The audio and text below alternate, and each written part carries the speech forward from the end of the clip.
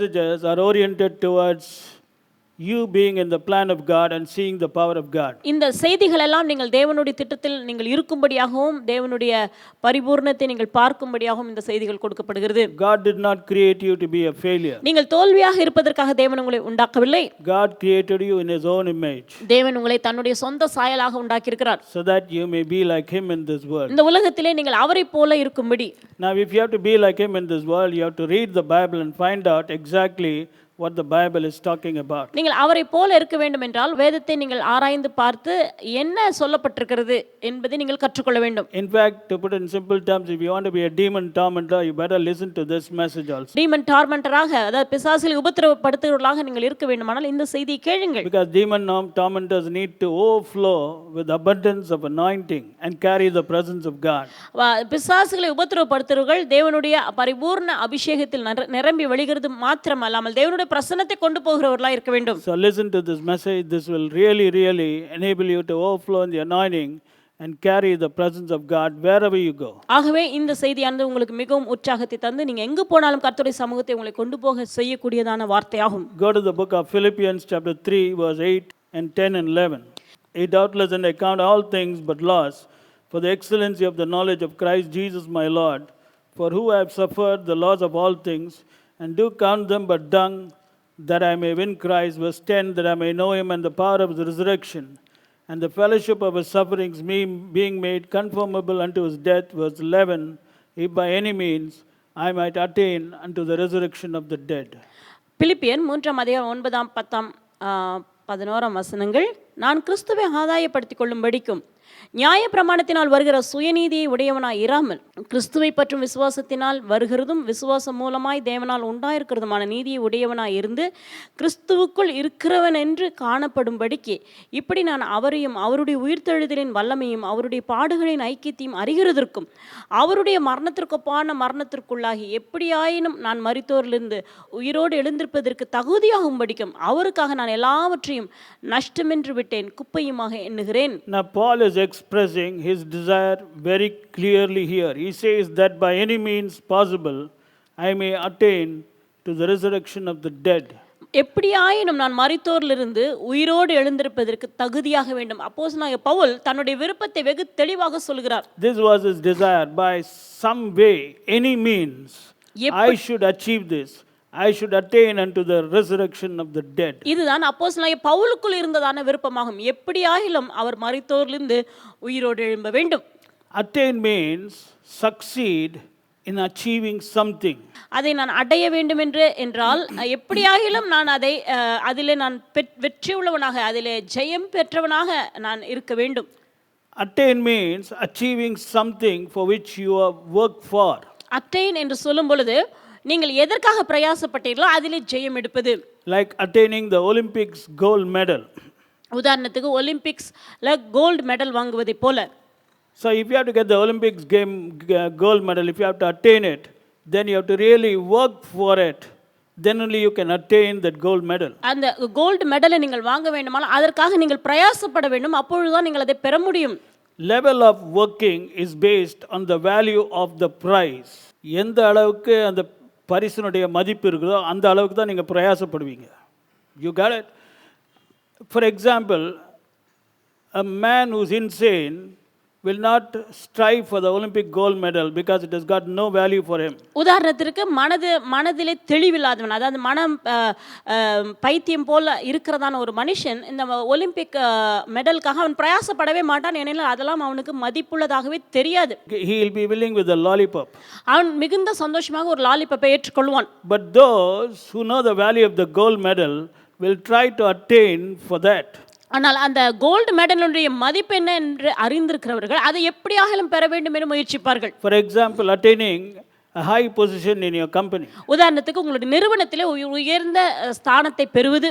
For that you have to work. அதற்காக நீங்கள் பிரயாசப்பட வேண்டும். Those who know the value will go all out to get that. When you get that, it is known as attaining. நீங்கள் அதனுடைய மதிப்பை அறிந்தவர்கள் அதை எப்படியாகிலும் பெறுவதற்காக முயற்சிப்பார்கள். Now the question is, why should Paul work or strive for attaining this particular truth known as the resurrection of the dead? கேள்வி என்னவென்றால், ஏன் அப்போஸ்தலனாகிய பவுல் இந்த குறிப்பிட்ட காரியத்துக்காக, அதாவது மரித்தோரிலிருந்து உயிரோடு எழும்ப வேண்டும் என்பதற்காக ஏன் அவ்வளவாக பிரயாசப்பட்டிருக்கிறார்? Is it not automatic for those who are born again, who have been saved by the blood of Jesus, who are the redeemed ones? See, if it was automatic, then Paul need not have worked to attain this. அது தானாகவே கிடைக்கக்கூடிய ஒன்றாக இருக்கும் என்றால் அப்போஸ்தலனாகிய பவுல் அதற்காக பிரயாசப்பட்டிருக்க அவசியமில்லை. If automatically you're going to become the chairman of your company, then you need no need to work to attain that post. நீங்க எந்த விதமான பிரயாசம் இல்லாமல் தானாகவே நீங்கள் சேர்மனாக, கம்பெனியினுடைய சேர்மனாக மாறிவிடுவீர்கள் என்றால் அதற்காக நீங்கள் பிரயாசப்பட தேவையில்லையே. You know, Paul had got some revelations which many believers have not got. That is why he was working for something in this world to attain something. அப்போஸ்தலனாகிய பவுலுக்கு கிடைத்ததான சில வெளிப்பாடுகள் அநேகருக்குள் இல்லை. அவருக்குள் பெற்றதான அந்த வெளிப்பாடுகளினாலே அவர் இந்த உலகத்தில் இருக்கும் பொழுதே அதற்காக அதிகமாக அதை அடைவதற்காக பிரயாசப்பட்டிருக்கிறார். Now the question is, why should Paul go all out and devote himself to the work of attaining the truth known as the resurrection of the dead? கேள்வி என்னவென்றால், எதற்காக அப்போஸ்தலனாகிய பவுல் எப்படியாயிலும் மரித்தோரிலிருந்து உயிரோடு எழும்புவதற்கு இவ்வளவாக அவர் பிரயாசப்பட வேண்டும்? ஏன் இப்படியாக பிரயாசப்பட்டார்? அதுதான் கேள்வி. I'll give another translation. ESV, it says that by any means possible. Look at the term. That by any means possible I may attain the resurrection from the dead. எந்த முறையிலாவது, அடுத்த ஒரு மொழிபெயர்ப்பிலிருந்து நான் வாசிக்கிறேன், எந்த ஒரு முறையிலாவது மரித்தோரிலிருந்து உயிரோடு எழும்புவதற்கு தகுதி அடையும்படிக்கு. So in this world, the focus of the apostle Paul was on this. அப்போஸ்தலனாகிய பவுல் இந்த பூமியில இருக்கும் பொழுது அவருடைய நோக்கம் எல்லாம் இதன் மேல் தான் இருந்திருக்கிறது. What is he talking about? அப்படி என்றால் பவுல் என்ன சொல்லுகிறார்? Because many believers are thinking, I am going to rise up from the dead. ஏன்னா அநேக விசுவாசிகள் நினைக்கிறார்கள், நான் மரித்தோரிலிருந்து உயிரோடு எழும்புவேன். Of course you are going to rise. Everybody is going to rise, no doubt. Even the sinner is going to rise from the dead only. நிச்சயமாக நீங்கள் எல்லாரும் மரித்தோரிலிருந்து உயிரோடு எழும்ப போகிறீர்கள். மரித்த பாவி கூட மரித்தோரிலிருந்து உயிரோடு எழும்ப தான் போகிறார்கள். Everybody is going to rise. எல்லாரும் மரித்தோரிலிருந்து எழும்ப Because போகிறார்கள். the Bible says in the book of Revelation that the sea and graves opened and the dead came out. வேதம் சொல்லுகிறது, வெளிப்படுத்தின விசேஷத்திலே சமுத்திரமானது, பாதாளமானது தன்னிடத்தில் இருக்கிறவர்களை அது திறந்து ஒப்பு கொடுத்தது என்று நாம் பார்க்கிறோம். Then what is Paul talking about? அப்படினால் பவுல் என்ன பேசுகிறார்? Go to Revelation chapter 20 verse 6. வெளிப்படுத்தல் 20ஆம் அதிகாரம் 6வது வசனம். Blessed and holy is he that hath part in the first resurrection. On such the second death hath no power, but they shall be priests of God and of Christ. They shall reign with him 1,000 years. முதலாம் உயிர்த்தெழுதலுக்கு பங்குள்ளவன் பாக்கியவானும் பரிசுத்தவானுமாய் இருக்கிறான். இவர்கள் மேல் இரண்டாம் மரணத்திற்கு அதிகாரம் இல்லை. இவர்கள் தேவனுக்கும் கிறிஸ்துவுக்கும் முன்பதாக ஆசராய் இருந்து 1000 வருஷம் அவரோடு கூட அரசாழ்வார்கள். John talks about the first resurrection, but Paul is actually talking about that only.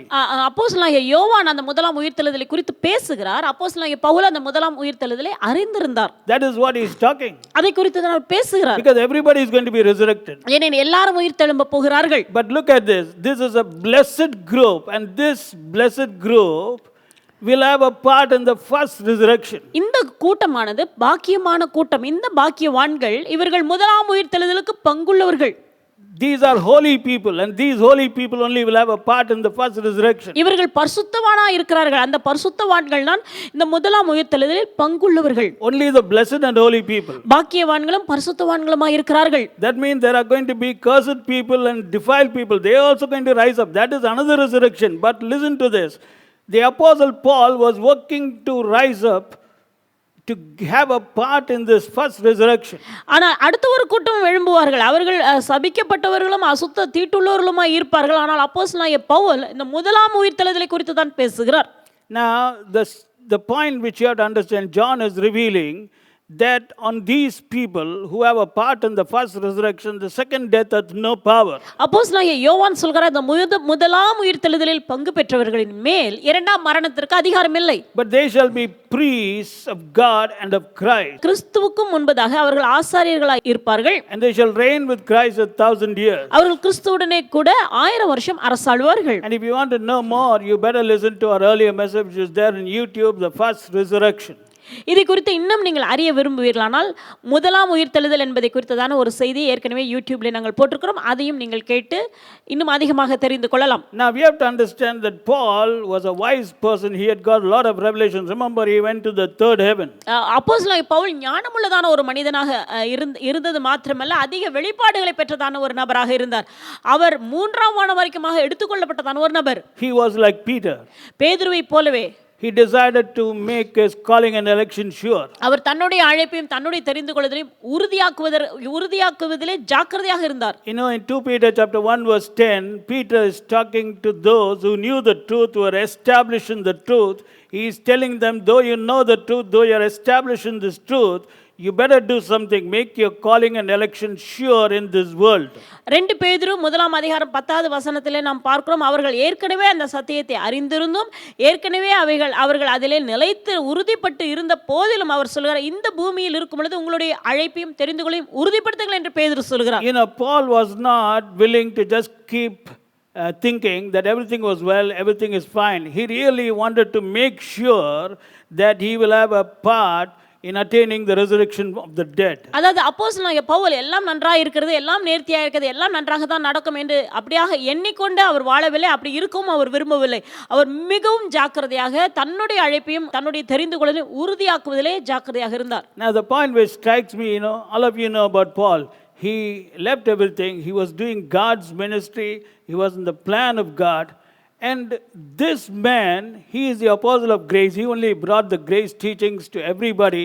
And he is telling, if by some means I should attain unto the resurrection of the dead, it is really a very, very serious statement which you should really analyze and find out. நான் மனதில் யோசிக்கிற ஒரு முக்கியமான காரியம் என்னவென்றால், இந்த அப்போஸ்தலனை பற்றி நாம் அறிந்திருக்கிறோம். இவர் எல்லாவற்றையும் விட்டவர். இவர் தேவனுக்கு ஊழியம் செய்ததான வெளிப்பாடு பெற்றதான ஒரு வல்லமையான அப்போஸ்தலன். பேதுருவை போலவே அவர் கிருபையை குறித்து, முதலாவது கிருபையை குறித்து போதித்து அதை குறித்து வெளிப்பாடுகளை வெளிப்படுத்தினதான நபரும் அப்போஸ்தலனாகிய பவுல் தான். இப்படிப்பட்டதான நபர் எப்படியாயிலும் நான் அந்த உயிர்த்தெழுதலிலே பங்கடைய வேண்டும் என்று தகுதி அடைவதற்காக பிரயாசப்படுகிறேன் என்று சொன்னாரானால் அவர் சொல்லுகிற வார்த்தை நிச்சயமாகவே மிகவும் முக்கியமான ஒன்று. Now I want to ask you a question.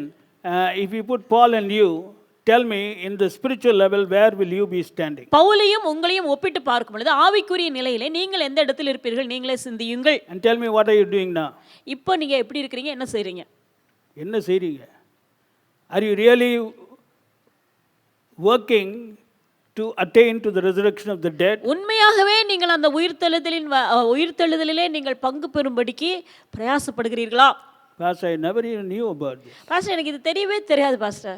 I'm telling you, take it seriously. Otherwise, you'll never be a demon tormentor. No demon will obey you. Get this very clear. If demons have to obey, you need to overflow in the anointing. You have to carry the presence of God. Simply open your mouth, only air will come. Okay? So you need to know and find out why is it. Paul is not a fool, brother. And John is also not a fool. All of them are talking truths because they were directly with Jesus. அப்போஸ்தலனாகிய பவுல், அதாவது நீங்க இதை புரிந்து கொள்ளாவிட்டால் பிசாசுகளை நீங்கள் உபத்திரவப்படுத்துவர்களாக இருக்க முடியாது. நீங்க வாயை திறந்து பேசுவீங்க, ஆனா வாயில காற்று தான் வரும். ஆகவே அப்போஸ்தலனாகிய பேதுரும் சரி, அப்போஸ்தலனாகிய பவுலும் சரி, அவர்கள் சாதாரணமானவர்கள் அல்ல. அவர்கள் இந்த சத்தியத்தை விளங்கி கொண்டவர்களாக இருந்தார்கள். You know, John was directly with Jesus. Paul was after Jesus, but even though he had not moved with Jesus, he was close with Jesus. அப்போஸ்தலனாகிய யோவான் இயேசுவோடு கூடவே இருந்தவர். அப்போஸ்தலனாகிய பவுல் நேரடியாக இயேசுவோடு கூட பழகி இராவிட்டாலும் அவர் மிகவும் நெருக்கமாக இயேசுவினுடைய சமூகத்தில் பிரசன்னத்தில் இருந்தவராக இருக்கிறார். And Paul considers this particular truth known as attaining to the resurrection of dead so important that he says in Philippians chapter 3 verse 8, number 1, I count all things but loss. மரித்தோரிலிருந்து உயிரோடு எழும்புகிறதான இந்த காரியத்தை மிகவும் முக்கியமானதாக அப்போஸ்தலனாகிய பவுல் கருதி இருக்கிறார். ஆகவே அவர் சொல்றார், இதற்காக நான் எல்லாவற்றையும் நஷ்டம் என்று எண்ணுகிறேன். All things but loss means he is saying my education, my Roman citizenship, my money, my status, everything which will give me a name in this world, all things is loss.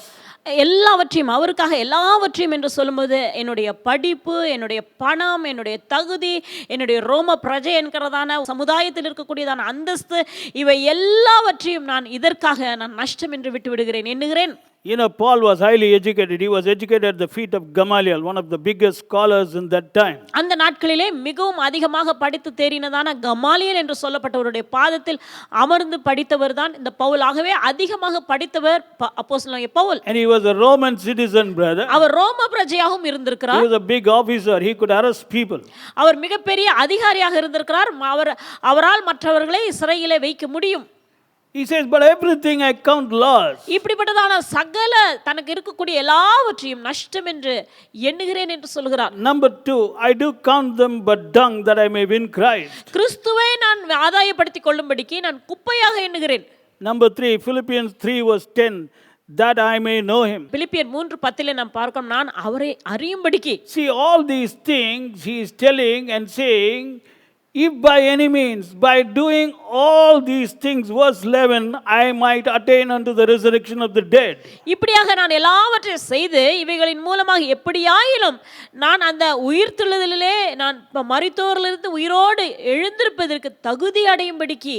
In other words, Paul is saying, in order to attain unto the truth known as resurrection of the dead, he was willing to sacrifice everything. அதாவது அப்போஸ்தலனாகிய பவுல் என்ன சொல்லுகிறார் என்றால், மரித்தோரிலிருந்து உயிரோடு எழும்ப வேண்டும் என்கிறதான அந்த சத்தியத்திற்காக எதையும் அவர் விட்டு கொடுக்க மனதாக இருந்தார். And he was ready to grow in knowledge. அவர் அறிவிலே வளருவதற்கும் ஆயத்தமாக இருந்தார். Today, child of God, இன்றைக்கு தேவ பிள்ளைகளே, if the Holy Spirit opens your eyes, you'll also be like the Apostle Paul. பரிசுத்த ஆவியானவர் உங்கள் கண்களை திறப்பார் என்றால் நீங்களும் அப்போஸ்தலனாகிய பவுலை போல தான் இருப்பீர்கள். So now you know what Paul was doing in this world. இப்போ உங்களுக்கு புரியுதா அப்போஸ்தலனாகிய பவுல் இந்த உலகத்தில் என்ன செய்து Not கொண்டிருந்தார்? only was he doing ministry, ஊழியத்தை இந்த உலகத்தில் செய்தது மாத்திரமல்ல, not only was he teaching the word of God, கர்த்தருடைய வார்த்தையை மற்றவர்களுக்கு போதித்தது மாத்திரமல்ல, but he had an inner ambition. I should attain to the resurrection of the dead. அவருக்குள்ளாக ஒரு ஆழமான வாஞ்சை இருந்தது, நான் எப்படியாகிலும் அந்த மரித்தோரின் உயிர்த்தெழுதலிலே தகுதி அடைய வேண்டும் By என்று. some means, எப்படியாகிலும் by some means, எப்படியாகிலும் some means, எப்படியாகிலும் all his focus was on that particular goal. எல்லா அவருடைய நோக்கம் எல்லாம் அதன் மேலேயே இருந்தது. He was not busy like today's believers who spend 85% of the time or even 90% or 95% of the time in office work, family work, watching TV, going to this function, talking with friends, all kinds of talk and all kinds of material things seeking for. இன்றைக்கு இருக்கிறதான விசுவாசிகளை போல 85 அல்லது 90% தங்களுடைய நேரத்தை TV பார்ப்பதிலும் மற்றும் வேலை செய்வதிலும், குடும்பத்தை பார்க்கல் நிகழ்ச்சிகளிலே பங்கு பெறுவதிலும், ஆபீஸ் வேலை செய்வதிலும், அலுவலக வேலை செய்வதிலுமாக நேரத்தை செலவிட்டுக் கொண்டிருக்கிறதை போல அப்போஸ்தலனாகிய பவுல் இருக்கவில்லை. and then they want the prayers to be answered. ஆனால் தங்களுடைய ஜெபத்துக்கு பதில் பெற வேண்டும், தாங்கள் பெற்றுக்கொள்ள வேண்டும் என்று விரும்புகிறார்கள். That is why there is no confidence in your own prayer. ஆகவேதான் உங்க சொந்த ஜெபத்தின் மேல் உங்களுக்கு நம்பிக்கை இல்லை. If you don't have confidence in your own prayer, then I don't know what you're praying. உங்க சொந்த ஜெபத்துல உங்களுக்கு தைரியம் இல்லாவிட்டால் நீங்க என்ன ஜெபிக்கிறீங்க? What is that, brother? Your prayer you don't have confidence. உங்க ஜெபத்தின் மேல உங்களுக்கு தைரியம் இல்லை. Very sad. அது மிகவும் வேதனைக்குரிய ஒரு காரியம். Confidence will not come unless you are in the plan of God. கர்த்தருடைய திட்டத்தில் நீங்கள் இல்லாவிட்டால் அந்த தைரியம் உங்களுக்குள் இருக்காது. That itself shows somewhere you are lacking and God is trying to warn you, my dear child, do change because time is short. அதிலிருந்து அந்த நம்பிக்கை இல்லை என்கிறதிலிருந்து நீங்கள் புரிந்து கொள்ளலாம். கர்த்தர் உங்களை எச்சரிக்கிறார், மகனே மகளே, காலம் குறுகினதா இருக்கிறது, நீ மாறிவிடு என்று ஆண்டவர் உங்களை எச்சரிக்கிறார் என்பதை நீங்கள் புரிந்து கொள்ளுங்கள். And today we say, oh, this problem is complicated. நீங்க நினைக்கிறீங்க இந்த பிரச்சனை மிகவும் சிக்கலா இருக்கிறது. But Jesus said all things are possible to him that believe. ஆனால் இயேசு கிறிஸ்து என்ன சொன்னார்? விசுவாசிக்கிறவனுக்கு எல்லாம் கூடும். In Mark 11 verse 24. Mark 11:24 Whatsoever things ye desire when you pray, believe that you have received it and you shall have it. நீங்கள் ஜெபம் பண்ணும்போது எவைகளை கேட்டுக்கொள்வீர்களோ அவைகளை பெற்றுக்கொண்டோம் என்று விசுவாசியுங்கள், அப்பொழுது அவைகள் உங்களுக்கு உண்டாகும். See, look at that. What things soever you desire when you pray, believe. நீங்கள் ஜெபிக்கும் பொழுதே விசுவாசியுங்கள், பெற்றுக்கொண்டோம் என்று. When you pray what? When you pray what? What should you do when you pray? Believe. நீங்கள் விசுவாசியுங்கள், பெற்றுக்கொண்டோம் என்று விசுவாசியுங்கள். When is the believing? When does the believing come? எப்பொழுது நீங்கள் விசுவாசிக்க வேண்டும்? Look at that English. When you pray. நீங்கள் ஜெபிக்கும் பொழுது, Not ஜெபம் பண்ணும் after you pray. பொழுது, ஜெபம் பண்ணி முடித்த பிறகு அல்ல. But pastor, 2 days after prayer also believing is not coming. Pastor ஜெபித்து 2 நாட்கள் ஆகி கூட எனக்கு விசுவாசம் வருவதில்லையே. What is believing? விசுவாசிப்பது என்றால் You என்ன? know that you know that you know that you know that you know that you know that you know that you know that you know that you know that you know that you know that your prayer has been answered. உங்களுக்கு நன்றாக தெரியும் உங்களுடைய ஜெபத்துக்கு பதில் கிடைத்து விட்டது, உங்களுடைய ஜெபத்துக்கு பதில் வந்து விட்டது, உங்களுடைய ஜெபத்துக்கு பதில் பெற்றாயிற்று என்கிறதான அந்த நிச்சயம் உங்களுக்குள் இருக்கும். Now let me show you. Go to the book of James, யாக்கோபின் புத்தகத்தை எடுத்துக்கொள்வோம். chapter 1. முதலாம் அதிகாரம் In verse 7, it says, let not that man think that he shall receive anything of the Lord. அப்படிப்பட்டதான மனுஷன் தான் கர்த்தரிடத்தில் எதையாயிலும் பெறலாம் என்று நினையாதிருப்பானாக. See, look at this. Let not that man think. அந்த மனிதன் எண்ணாதிருப்பானாக. Who is this man? அந்த மனிதன் யார்? He's a believer. அவன் விசுவாசி. James chapter 1 is written to the believers. யாக்கோபு முதலாம் அதிகாரமானது விசுவாசிகளுக்கு எழுதப்பட்டது. He's saying, let not that believer, that son of God, the redeemed one, the righteousness of God, the heir of God, let him not think that he shall receive anything of the Lord. அப்படியானால் விசுவாசியாக இருக்கிறதான மனுஷன், தேவனால் ரட்சிக்கப்பட்டதான மனுஷன், மீட்டு கொள்ளப்பட்டதான மனிதன், தேவனுடைய சுதந்திரவாளியாக இருக்கிறதான மனுஷன் அவன் எண்ணாதிருப்பானாக. What is this? அப்படி என்றால் என்ன? Which God?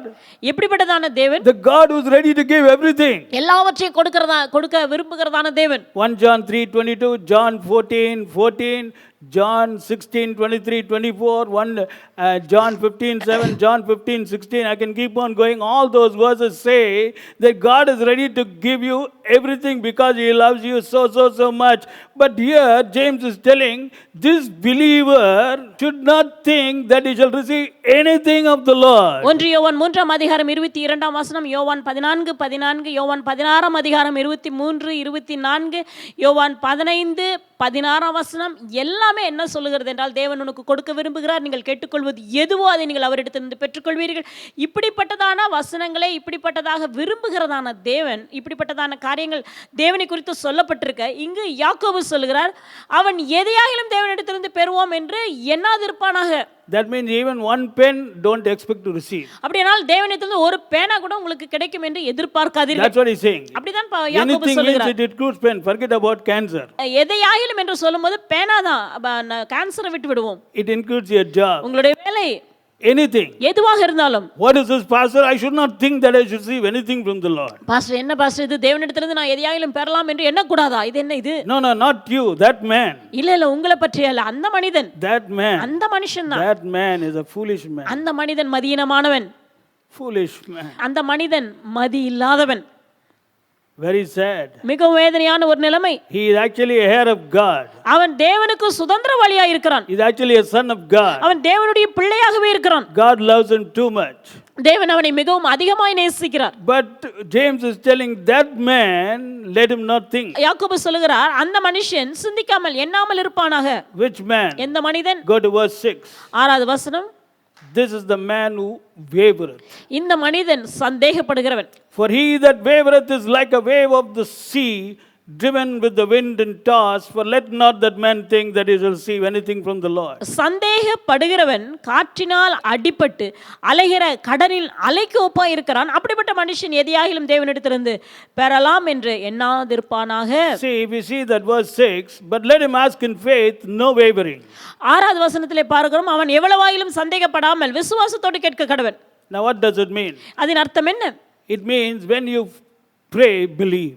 நீங்கள் ஜெபம் பண்ணும் பொழுது நீங்கள் விசுவாசியுங்கள். If you are not believing, it's wavering. நீங்கள் விசுவாசிக்காவிட்டால் அதற்கு பெயர் சந்தேகம். You know what's the meaning of wavering? சந்தேகப்படுதல் என்றால் என்ன? Let's say you're praying for your child's problem. உதாரணத்துக்கு உங்கள் பிள்ளையின் பிரச்சனைக்காக நீங்கள் Or ஜெபிக்கிறீர்கள். you're praying for your sickness. உங்களுடைய வியாதிக்காக நீங்கள் ஜெபிக்கிறீர்கள். Lord, heal me, Lord. ஆண்டவரே, என்னை குணமாக்கும் ஆண்டவரே. Lord, do something to my child, Lord. ஆண்டவரே, என்னுடைய பிள்ளைக்குள்ளாக ஏதாவது ஒன்று செய்யும் Do ஆண்டவரே. something to my husband, Lord. என்னுடைய கணவனுக்கு ஏதாவது ஒன்று செய்யும் ஆண்டவரே. Lord, give me a job, Lord. ஆண்டவரே, எனக்கு ஒரு வேலையை தாரும். Then after your prayer, you don't know whether it's going to happen or not. ஜெபித்து முடித்த பிறகு அது நடக்குமா இல்லையா என்ற சந்தேகம் உங்களுக்குள் இருக்கிறது. So again, after 3 days, you'll be praying. திரும்பவும் 3 நாட்கள் கழித்து ஜெபிக்கிறீர்கள். Lord, heal me, Lord. ஆண்டவரே, என்னை குணமாக்கும். Lord, do something to my husband, Lord. என்னுடைய கணவனுக்கு ஏதாவது ஒன்று செய்யும் ஆண்டவரே. Lord, ஆண்டவரே, no confidence in you. உங்களுக்குள் அந்த நம்பிக்கை இல்லை. That is known as wavering. அதற்கு பெயர்தான் சந்தேகப்படுதல். And James is telling, let not that man think that he shall receive anything of the Lord. யாக்கோபு சொல்கிறார், இப்படிப்பட்டதான மனுஷன் தான் எதையாகிலும் தேவனிடத்திலிருந்து பெறலாம் என்று எண்ணாதிருப்பானாக. What does it mean? அப்படி என்றால் என்ன? He says, don't think, you may get or you may not get. யோசிக்காத, பெறலாம் பெறாமலும் போய்விடலாம். Because mercy rejoiceth over judgment. ஏனெனில் நியாயாசனத்திலே இரக்கம் மேன்மை பாராட்டும். So God can use mercy and waive everything and say, okay, you receive what you ask. தேவன் அந்த இரக்கத்தினாலே தேவன் எல்லாவற்றையும் அவர் தள்ளி பெற்றுக்கொள் என்று தரலாம் சில So வேளைகளில். that is mercy, but he says, you don't think. அது இரக்கத்தினால் நமக்கு கிடைக்கிறது, ஆனால் கிடைக்கும் என்று நீ எண்ணாதே. Because you are not praying with faith. ஏன்னா விசுவாசத்தோடு நீ ஜெபிக்கவில்லை. Because you are not praying believing. ஜெபிக்கும் பொழுதே நீ விசுவாசிக்கவில்லை. You didn't understand Mark 11:24, which says, when you pray, believe. நீங்கள் ஜெபம் பண்ணும்போது எவைகளை கேட்டுக்கொள்வீர்களோ அவைகளை பெற்றுக்கொண்டோம் என்று விசுவாசியுங்கள். ஜெபிக்கும் போது விசுவாசிங்கள். That's what it means. When you pray, believe. நீங்கள் ஜெபிக்கும் பொழுதே விசுவாசியுங்கள். ஜெபிக்கும் போது விசுவாசிங்கள். When you pray, believe. நீங்கள் ஜெபிக்கும் போது விசுவாசியுங்கள். You know which God James is talking? எந்த தேவனை குறித்து யாக்கோபு சொல்கிறார்? Go to verse 5. 5ஆம் வசனம். Let him ask of God who giveth liberally. அவன் சம்பூர்ணமாய் தருகிற தேவனிடத்தில் கேட்க கடவன். See, this God who giveth liberally, James is telling, though he giveth liberally, you don't think that you'll receive anything because you don't know how to pray. You're praying like a common man. You're praying outside the kingdom principles. You're praying wavering. அவர் என்ன சொல்கிறார் என்றால், தேவன் யாவருக்கும் சம்பூர்ணமாக கொடுக்கிறதான தேவன் தான், அவரிடத்தில் நீ ஜெபிக்கிறாய், ஆனாலும் நீ அந்த தேவ ராஜ்யத்தினுடைய பிரமாணங்களுக்கு புறம்பே அது தெரியாமல் அதை அறியாமல் ஒரு சாதாரண மனுஷனை போல நீ கேட்கிறதுனாலே பெற்றுக்கொள்ளாமல் இருக்கிறாய். This is today prevalent in the church. இதுதான் இன்றைக்கு சபைகளிலே காணப்படுகிறது. And people are not understanding why they are not receiving. ஜனங்கள் புரிந்து கொள்ளாமலே இருக்கிறார்கள், ஏன் தாங்கள் பெறவில்லை என்று புரிந்து So கொள்வதில்லை. they try to get a lot of people. Come on, everybody pray for me, brother. Even if the whole world prays for you, you won't get unless the Bible is very clear. You won't get. God can use mercy. That is different. But don't expect to get. ஆனால் ஆகவே தான் அவர்கள் அநேகரை கூட்டமாக சேர்க்கிறார்கள். நீங்களாம் வாங்க எல்லாரும் சேர்ந்து ஜெபிக்கலாம். எவ்வளவுதான் உலகம் முழுவதும் நீங்க கூட்டி ஜெபித்தாலும் கர்த்தர் கேட்காவிட்டால் கர்த்தர் கேட்க மாட்டார். அதனால தான் கேன்சர்லாம் செத்து போறாங்க. தெரியலையா உங்களுக்கு? எத்தனை பேர் ஜெபம் பண்றாங்க? See, the point is today we don't have confidence. இன்றைக்கு பிரச்சனை அதுதான், நமக்குள்ளாக அந்த நம்பிக்கை ஜெபத்தின் மேல் நமக்கு உறுதி இல்லாமல் இருக்கிறது. Why don't you have confidence? ஏன் அந்த உறுதி இல்லை? Because your priority is not on the thing that God expects from you in this world. இந்த உலகத்தில் நீங்கள் இருக்கும் பொழுது தேவன் எதின் மேல் நீங்கள் முக்கியத்துவத்தை செலுத்த வேண்டும் என்று விரும்புகிறாரோ அதன் மேல் இல்லாமல் இருக்கிறது. You are not striving to attain unto the resurrection of the dead if by some means like the apostle Paul. அப்போஸ்தலனாகிய பவுலை போல எப்படி ஆயிலும் மரித்தோரிலிருந்து உயிரோடு எழும்புவதற்கு தகுதி அடைய வேண்டும் என்பதின் மேல் உங்களுடைய கவனம் இல்லாமல் இருக்கிறது. Your focus is on worldly things, your office work, your child, this thing, that thing. Okay, God says, okay, you do whatever you want. He just keeps quiet. உங்களுடைய நோக்கம், உங்களுடைய எல்லாமே, உங்களுடைய அலுவலக வேலை, உங்களுடைய பிள்ளை, உங்களுடைய குடும்பம் இவைகளின் மேல் தான் இருக்கிறது. ஆகவே ஆண்டவர் விட்டு விடுகிறார், நீ என்ன சரியோ செய். To the child of God, தேவ பிள்ளையே, search yourself. உங்களை ஆராய்ந்து பாருங்கள். Come on, how long you are going to be like this? இன்னும் எவ்வளவு நாட்கள் இப்படி இருக்க போகிறீர்கள்? I've already told you, situations becoming very bad throughout the world. உலகம் முழுவதும் நாட்கள் மோசமாகி கொண்டு தான் போகிறது. And in our country also you can see what's happening. நம்முடைய நாட்டிலும் என்ன நடந்து கொண்டிருக்கிறது என்று பார்க்கிறீர்கள். It's a very clear indicator the powers of darkness are operating and moving everywhere. சத்துருவினுடைய, அதாவது அந்தகாரத்தினுடைய வல்லமையானது எல்லா இடங்களிலும் கிரியை செய்கிறது என்பதை இந்த நாட்கள் நமக்கு காட்டுகின்றது. If you want God to move, first of all, you understand God's first priority and start working for that. தேவன் உங்களுக்காக செயல்பட வேண்டும் என்றால் தேவன் எதை முக்கியப்படுத்துகிறாரோ அதன் மேல் கவனத்தை செலுத்தி அதற்காக பிரயாசப்படுங்கள். See, all of you know Matthew 6 verse 33. நம்ம எல்லாரும் அறிந்திருக்கிறதான வசனம் மத்தேயு 6:33. But we have neglected it. ஆனால் அதை நாம் ஒதுக்கிவிட்டோம். You know, that's a very powerful statement. You know what Jesus said? Seek ye first the kingdom of God and his righteousness. Not your office work, not your child, not your family, not this thing, that thing, not your promotion. And all these things that you need shall be added unto you. முதலாவது தேவனுடைய ராஜ்யத்தையும் அவருடைய நீதியையும் தேடுங்கள். அதாவது உங்களுடைய அலுவலக வேலை, உங்களுடைய குடும்பங்கள், உங்களுடைய காரியங்கள் இவைகளை முதலாவது தேடு என்று ஆண்டவர் சொல்லவில்லை. அப்பொழுது இவைகள் எல்லாம் உங்களுக்கு கூட கொடுக்கப்படும். What are all these things?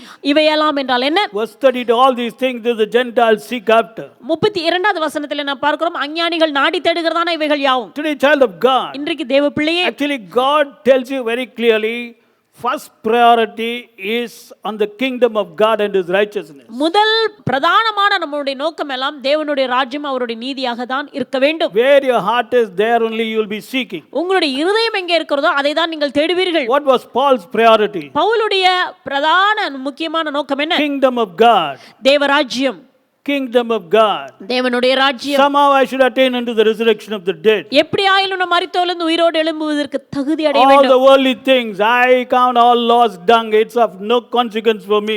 உலகத்தினுடைய எல்லா காரியங்களும் என்னை பொறுத்தவரைக்கும் எந்த விதத்திலும் அது உதவ போவதில்லை, அதெல்லாம் எனக்கு நஷ்டமும் குப்பையுமாய் இருக்கிறது. So he understood the principles of the kingdom. தேவராஜ்யத்தினுடைய பிரமாணங்களை அப்போஸ்தலன் பவுல் புரிந்து கொண்டார். And he was working only for that. அதற்காக அவர் பிரயாசப்பட்டார். If you also do, I'm telling you, you won't seek, but it will be automatically added unto you. நீங்களும் அப்படி செய்வீர்களானால் நீங்கள் தேட மாட்டீர்கள், ஆனால் தானாகவே உங்களுக்கு கூட கொடுக்கப்படும். It will just come. தானாகவே வந்துவிடும். You want to be blessed? நீங்கள் ஆசீர்வதிக்கப்பட Then விரும்புகிறீர்களா? do what Paul did. Pavul செய்ததை நீங்களும் செய்யுங்கள். Go to Philippians chapter 3 verse 14. பிலிப்பியர் 3 அதிகாரம் 14 I வசனம். press towards the mark for the prize of the high calling of God in Christ Jesus.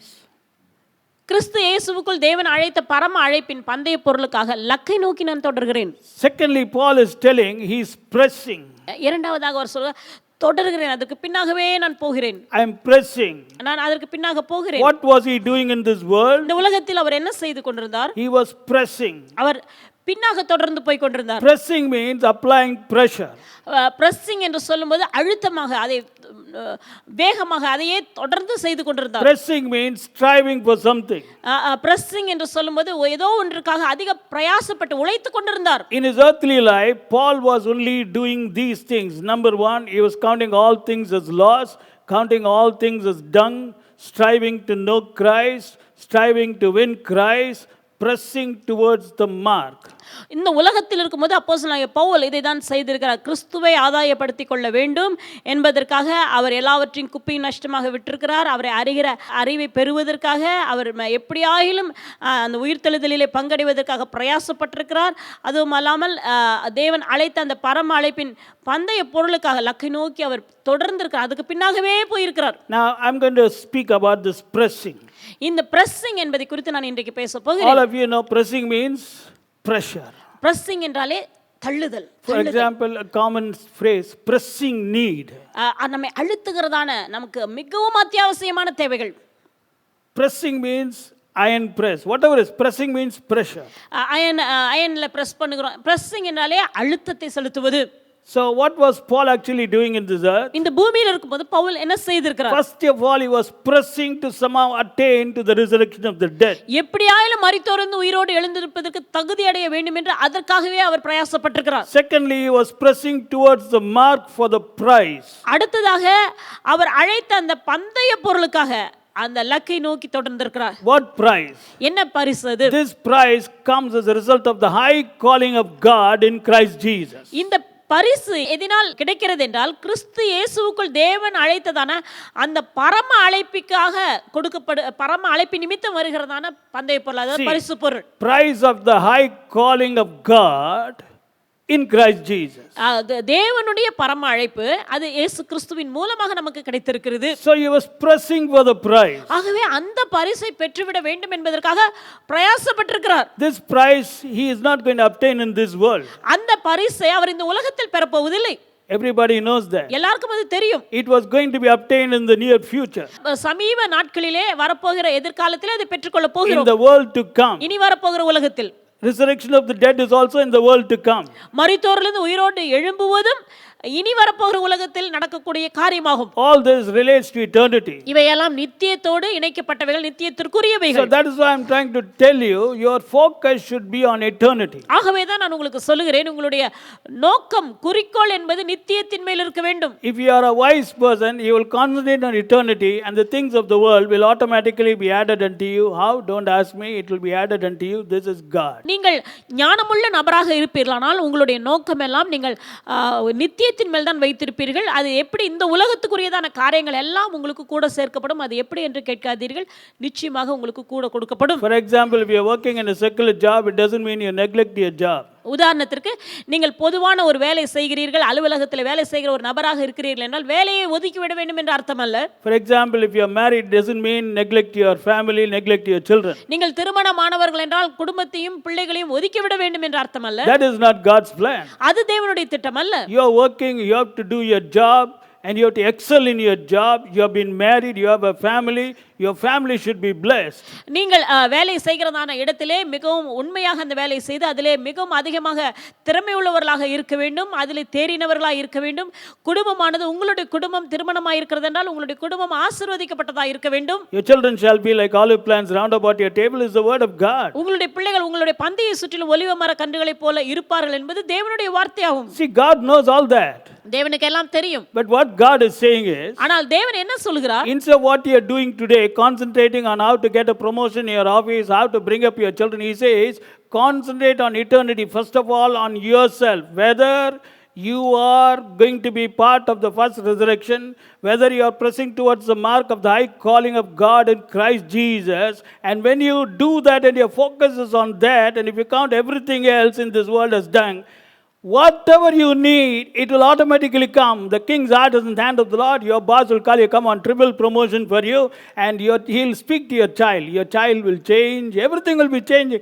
What? I didn't do anything. Everything is happening in this time. Naturally, brother, what we can do? We are only ordinary human beings. நீங்கள் அலுவலகத்திலே நீங்கள் உயர்வை பார்க்க வேண்டும், அலுவலகத்திலே ஒரு ப்ரமோஷனை பார்க்க வேண்டும் என்று நீங்கள் பிரயாசப்பட்டு கொண்டு இருக்கிறீர்கள். ஆனால் ஆண்டவர் என்ன சொல்கிறார் தெரியுமா? நீங்கள் உங்களுக்கு அழைத்ததான பரம அழைப்பின் பந்தய பொருளை பெறுவதற்காக நீங்கள் பிரயாசப்பட்டு எப்படியாயிலும் இந்த முதலாவது உயிர்த்தெழுதலிலே பங்கடைவதற்காக நீங்கள் பிரயாசப்படும் பொழுது கர்த்தர் மற்ற காரியங்களை பார்த்துக்கொள்வார். ஏனெனில் ராஜாவினுடைய இருதயம் கர்த்தருடைய கரத்தில் நீர்க்கால்களைப் போல இருக்கிறது. ஆகவே உங்களுடைய அலுவலகத்தில் இருக்கிறதான அந்த அதிகாரிகளுடைய இருதயங்களை உங்கள் பக்கமாக தேவன் திருப்புவார். உங்களுடைய பிள்ளைகளுடைய இருதயத்தை தேவன் மனதை தேவன் மாற்றுவார்.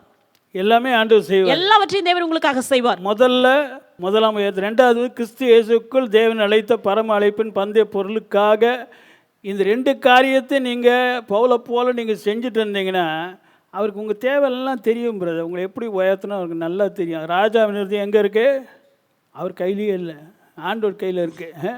அவர் தம்முடைய சித்தத்தின்படி எல்லாம் உங்களுக்கு ஃபேவரபுளாக நடக்கும். உன் பிள்ளையுடைய இருதயம் எங்கே இருக்குது? உன் கனவு இருதயம் எங்கே இருக்குது? You don't understand. See, that is why I'm telling you, are trying to do as if you can do. You can't do. You're going to be a failure. Don't do. You're going to struggle and strain and stress and stretch. You want to do it, do it. நீங்கள் ஏதோ உங்களால் எல்லாம் முடியும் நினச்சிட்டு உங்களால் நினச்சி நீங்கள் பிரயாசப்பட்டுட்டே இருக்கிறீங்க, செய்யவும் முயற்சிக்கிறீங்க. ஆனால் செய்து பாருங்கள், தவிச்சு தடுமாறி கஷ்டப்பட்டு தான் இருப்பீங்க. நீங்கள் அப்படி விரும்புனீங்கன்னா அப்படியே தொடர்ந்து செய்து கொண்டு. That's not your job. அது உங்களுடைய வேலை அல்ல. God said, I will set him on high. Psalms 91:14. சங்கீதம் 91:14 தேவன் சொல்றார், நான் அவனை உயர்ந்த அடைக்கலத்தில் வைப்பேன். I will remove sickness from you. Exodus 23:25. யாத்ராகமம் 23:25 நான் அவர்கள் மத்தியில் இருக்கிறதான வியாதியை விலக்கி போடுவேன். Philippians 4:19 I will supply all your need. பிலிப்பியர் 4:19 நாம் பார்க்கிறோம், நான் அவர்களுடைய தேவைகளை எல்லாவற்றையும் சந்திப்பேன். Psalms 115 and verse 14 I will increase you more and more. சங்கீதம் 115:14 நாம் பார்க்கிறோம், நான் அவர்களை மேலும் மேலுமாய் விருத்தி அடைய செய்வேன். Not only you but your children also. உங்களை மாத்திரமல்ல உங்களுடைய பிள்ளைகளையும். You know, God blessed Abraham because he fully followed God.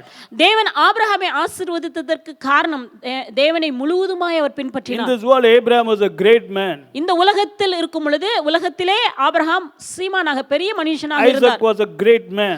ஈசாக்கும் அப்படியாக ஒரு பெரிய மனிதனாக இருந்தார். You know why? ஏன் தெரியுமா? In Genesis 26:12 read that. Then Isaac sowed in the land and received in the same year 100-fold and the Lord blessed him. ஆதியாகமம் 26:12 நாம் பார்க்கிறோம், ஈசாக்கு அந்த தேசத்தில் விதை விதைத்தான், கர்த்தர் அவனை ஆசீர்வதித்ததினால் அந்த வருஷத்தில் 100 மடங்கு பிரதிபலனை கண்டான். Verse 13. 13ஆம் வசனம். And the man waxed greater. அவன் ஐஸ்வர்யவானாகி and grew till he became very great. வர வர விருத்தி அடைந்து மகா பெரியவனானான். Now is it because of Isaac and Abraham? அது ஆபிரகாமினாலும் ஈசாக்கினாலும் நடந்ததா? No, it's because of the Lord who blesses humans. மனிதர்களை ஆசீர்வதிக்கிற தேவனாலே அது நடந்தது. And if you want this Lord to bless you, you better focus your eyes on eternity. இந்த தேவன் உங்களை ஆசீர்வதிக்க வேண்டும் என்று நீங்கள் விரும்புவீர்களானால் உங்களுடைய குறிக்கோள், உங்களுடைய கவனம் எல்லாம் நித்தியத்தின் மேல் இருக்கட்டும். I know you're all wise people. நீங்கள் ஞானம் உள்ளவர்கள் என்று நான் நம்புகிறேன். You know, wise people are those who will analyze.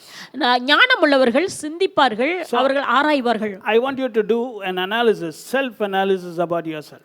முதலாவது நீங்கள் உங்களையே ஆராய்ந்து பார்க்க வேண்டும் என்று நான் விரும்புகிறேன். Right now, and you can go back to your home and do it. Find out exactly how your life is.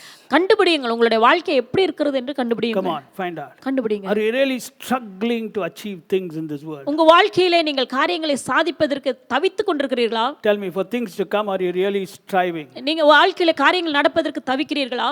You'll find 90% will be literally struggling. 90% இப்படிதான் தவிக்கிறார்கள். They'll be literally struggling. அவர்கள் உண்மையை தவித்துக் கொண்டிருக்கிறார்கள். And they still don't understand what they're doing. அவர்கள் தாங்கள் என்ன செய்கிறோம் என்றே அறியாமல் இருக்கிறார்கள். Brother, you have been called to rest. நீங்கள் இளைப்பாறுவதற்காக அழைக்கப்பட்டவர்கள். Resting and possession is the key for the Son of God. இளைப்பாறி சுதந்தரிப்பது என்பது தேவனுடைய பிள்ளைக்கான வழியாகும். But resting and possession will come only when you understand God and focus on the priorities of God in this world. இளைப்பாறி சுதந்தரிப்பது என்பது எப்பொழுது நடக்கும் என்றால் தேவன் மேல் கவனமாக இருப்பது மாத்திரமல்ல, தேவன் எதின் மேல் கவனத்தை செலுத்த வேண்டும் என்று விரும்புகிறாரோ அது அவைகளுக்கு இந்த உலகத்தில் இருக்கும் பொழுது அதன் மேல் நம்முடைய கவனத்தை வைப்பதின் மூலமாக தான். As we told you, God wants you to be a blessing. நான் சொன்னதை போல தேவன் உங்களை ஆசீர்வதிக்க விரும்புகிறார். ஆசீர்வாதமாய் தேவன் நீங்கள் இருக்க வேண்டும் என்று விரும்புகிறார். And He wants you to really experience God in this world and also in the world to come. இந்த உலகத்தில் நீங்கள் தேவனை அனுபவிக்க வேண்டும், இனி வரப்போகிற உலகத்திலும் நீங்கள் தேவனை அனுபவிக்க வேண்டும் என்று விரும்புகிறார். If you are going to attain unto the resurrection of the dead, நீங்கள் மரித்தோரிலிருந்து உயிரோடு எழும்புவதை நீங்கள் பெறுவீர்களானால், in Revelation chapter 20 verse 6, வெளிப்படுத்தல் 20:6 நாம் பார்க்கிறோம், we find that you will be reigning with Him 1,000 years. நீங்கள் அவரோடு கூட 1000 வருஷம் அரசாளுவீர்கள். And you will be priests of God and of Christ. நீங்கள் கிறிஸ்துவோடு கூட தேவனுக்கு முன்பதாக நீங்கள் ஆசாரியர்களாய் இருப்பீர்கள். And the second death will have no power over you. இரண்டாம் மரணமானது உங்கள் மேல் எந்த விதமான ஆளுகை செலுத்த முடியாது. Now look at this. It says those who are having a part in the first resurrection will operate two functions. One is priests and kings. அதாவது முதலாவது உயிர்த்தெழுதலில் பங்குள்ளவர்கள் 2 வகையாக அவர்கள் செயல்படுகிறார்கள், ராஜாக்களாகவும் ஆசாரியர்களாகவும். Revelation 5:10. And hath made us unto a God kings and priests, and we shall reign on the earth. வெளிப்படுத்தல் 5:10 நாம் பார்க்கிறோம், எங்கள் தேவனுக்கு முன்பதாக எங்களை ராஜாக்களும் ஆசாரியர்களுமாய் ஆக்கினீர், நாங்கள் பூமியிலே அரசாளுவோம் என்று பாடலை பாடினார்கள். See, amazing. This is the song that they sang. இது அவர்கள் பாடிய பாடலாகும். Brother, this is how they sing in heaven. பரலோகத்தில் இப்படி தான் பாடுவார்கள். You want to sing like heaven, sing like this. பரலோகத்தில் பாடுறதை போல நீங்கள் பாட விரும்புகிறீர்களா? அப்படியானால் இப்படி பாடுங்கள். They were singing what was happening. என்ன நடக்கிறது அதை தான் பாடினார்கள். Actually, what has God done to us? தேவன் நமக்கு என்ன செய்திருக்கிறார்? He has made you அவர் உங்களை மாற்றி இருக்கிறார் unto our God. அவருக்கு, நம்முடைய தேவனுக்கு முன்பதாக. See, He has made us, means made you unto our God kings and priests. நம்முடைய தேவனுக்கு முன்பதாக நம்மை ராஜாக்களும் ஆசாரியருமாக மாற்றி இருக்கிறார். And we shall reign where? நாம் எங்கே அரசாளுவோம்? In the earth. பூமியிலே அரசாளுவோம். That is what, go back Revelation 20, that's what John is telling. He is telling we shall be priests unto a God and shall reign, means you will be king. நாம் தேவனுக்கு முன்பதாக ராஜாக்களும் ஆசாரியர்களுமாய் இருப்போம். Revelation chapter 20 verse 6. Amazing, don't you think so? The Bible is all very clear, same thing. See, they shall be priests of God and of Christ and shall reign with Him 1,000 years. You know why? Because they've been made unto a God priests and kings. இவர்கள் மேல் இரண்டாம் மரணத்துக்கு அதிகாரம் இல்லை. இவர்கள் தேவனுக்கும் கிறிஸ்துவுக்கும் முன்பதாக ஆசாரியராய் இருந்து அவரோடு கூட 1000 வருஷம் அரசாள்வார்கள். அப்படியானால் அவர்கள் ராஜாக்களாக ஆசாரியர்களாக மாற்றப்பட்டவர்கள். Now my question is, being a priest and king with Jesus, don't you think you have to, it's a great position, brother? இயேசு கிறிஸ்துவோடு கூட ராஜாவாகவும் ஆசாரியராகவும் இருப்பது என்பது ஒரு மிகப்பெரிய அந்தஸ்து அல்லவா? Reigning with Him. அவரோடு கூட அரசாளுவது. Not 5 years, 20 years, 1,000 years. 5 வருடம் 10 வருடம் அல்ல, 1000 வருஷங்கள். Don't you think that position is greater than all the positions today in this world? அந்த அந்தஸ்து என்பது இன்றைக்கு உலகத்தில் பூமியில் இருக்கக்கூடியதான எல்லா விதமான அந்தஸ்தை விட பெரியதாக உங்களுக்கு தெரியவில்லையா? Even if you are the CEO of a biggest multinational in the world, maximum you can be 50 years.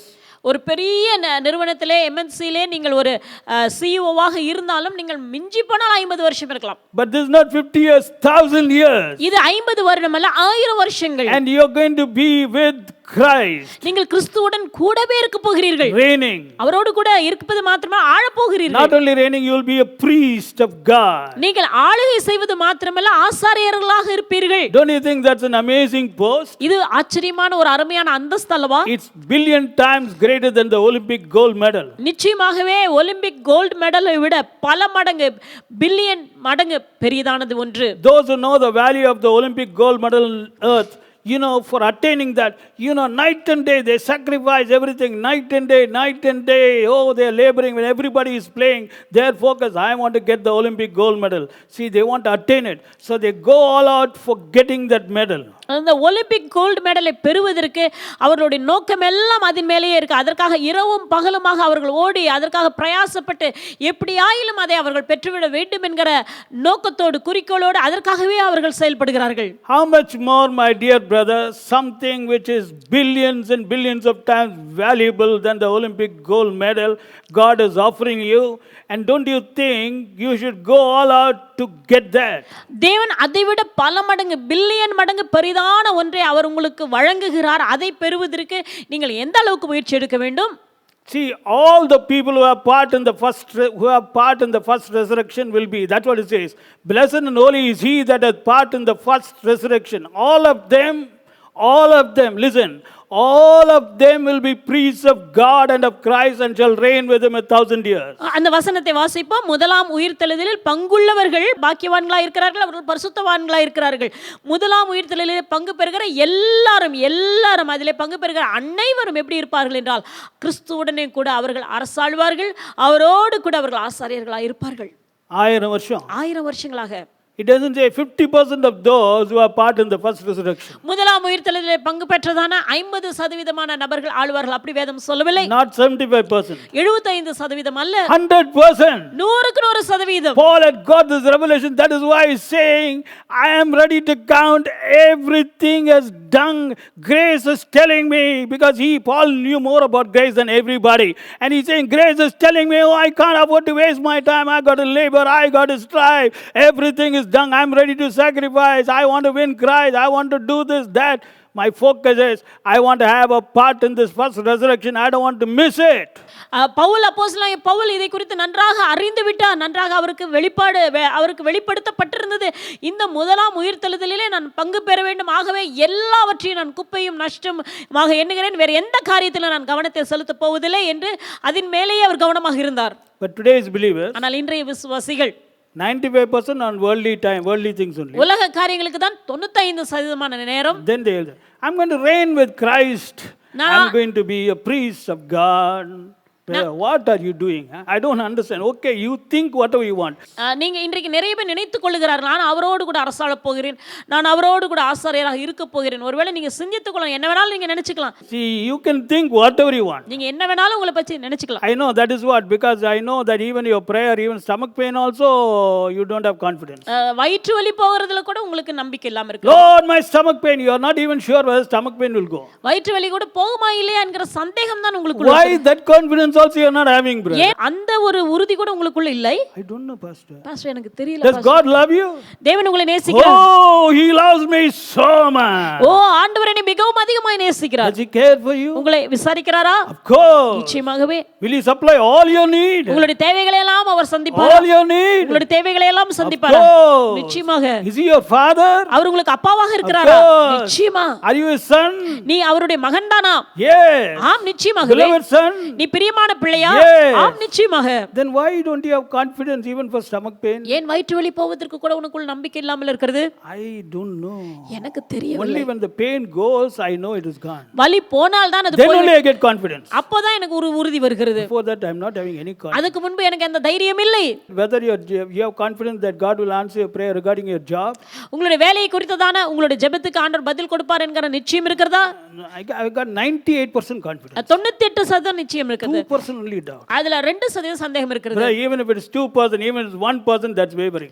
2% அது 1% இருந்தாலும் சந்தேகம் தான். Please understand. கவனிப்போம். 1% if you are doubting, that is known as wavering. 1% சந்தேகம் இருந்தாலும் அதற்கு பெயர் சந்தேகம் தான். I am speaking the truth. நான் சொல்வது சத்தியம். I need not tell all this. நான் இவையெல்லாம் சொல்ல வேண்டும் But if என்ற I அவசியம் don't இல்லை. tell, I'll be accountable. நான் சொல்லாவிட்டால் நான் கணக்கு கொடுக்க வேண்டியவனாய் இருப்பேன். I'm speaking by revelation of God. தேவன் கொடுத்த வெளிப்பாட்டின்படி நான் பேசுகிறேன். From today onwards, இந்த நாள் முதற்கொண்டு don't waste your time. உங்கள் நேரத்தை வீணாக்காதீர்கள். Find out where your focus and attention is. உங்களுடைய நோக்கம் எங்கே இருக்கிறது, உங்களுடைய கவனம் எங்கே இருக்கிறது? Be like Paul, be like Peter, be like James. யாக்கோபை போல இருங்கள், பேதுருவை போல இருங்கள், பவுலை போல இருங்கள். God bless you. கர்த்தர் உங்களை ஆசீர்வதிப்பார்.